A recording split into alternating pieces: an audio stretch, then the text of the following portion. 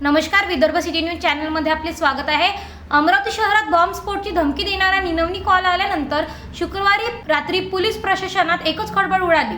Police आयुक्त अरविंद चावरिया आणि उपायुक्त गणेश शिंदेंनी तत्काळ अलर्ट जाहीर करत शहरभर नाकाबंदी लावली।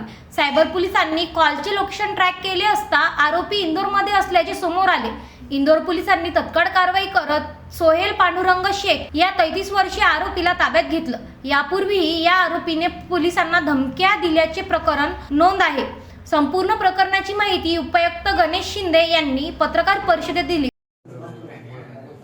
28 तारखेला रात्री आमच्या अमरावती शहर पोलीस नियंत्रण कक्षाला एका व्यक्तीने फोन करून शहरात बॉम्बस्फोट घडवण्याची धमकी दिली होती आणि या पार्श्वभूमीवर या तात्काळ त्याच्या गांभीर्याने दखल घेऊन फ्रेझरपुरा पोलीस ठाण्यामध्ये गुन्हा दाखल करण्यात आला आणि त्याचबरोबर संपूर्ण शहरातले जे पोलीस ठाणे आहेत ते त्यांना अवगत करण्यात आलं, त्यांना अलर्ट करण्यात आलं। याबाबत DCP झोन 2 श्याम घुगे आणि आमच्या सर्व टीम्स, नंतर क्राईम ब्रँचचे पोलीस निरीक्षक संदीप चव्हाण या आणि फ्रेझरपुरा पोलीस ठाण्याचे पोलीस निरीक्षक रोशन शिरसाट या सर्वांनी आपापली पथकं तयार केली। क्राईम ब्रँचचं एक पथक त्याच्या मागावर त्याचं ठावठिकाणं घेण्यासाठी रवाना झालं।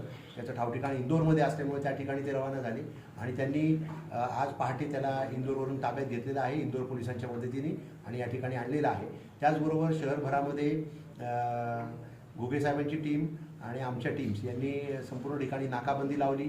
त्याचबरोबर सर्व व्हायटल इन्स्टॉलेशन जे आहेत, धार्मिक महत्त्वाची स्थळं आहेत किंवा शाळा कॉलेजेस आहेत, बसस्टँड रेल्वे स्टेशनचे परिसर आहेत, रेल्वे ट्रॅक्स आहेत, अशा सर्व ठिकाणी योग्य ती बंदोबस्त लावून त्या ठिकाणी BDDSचं घातपात विरोधी तपासणी करून आणि संबंधितांना सर्वांना अलर्ट करून योग्य ती कारवाई करण्यात आली, जेणेकरून कुठलाही अनुचित प्रकार घडू नये। जे दरम्यानच्या काळामध्ये हा व्यक्ती जो आहे आरोपी सोहेल पांडुरंग शेख याला ताब्यात घेतलेला आहे आणि त्याच्यावर योग्य ती कायदेशीर कारवाई फ्रेझरपुरा पोलीस ठाणे करत आहे।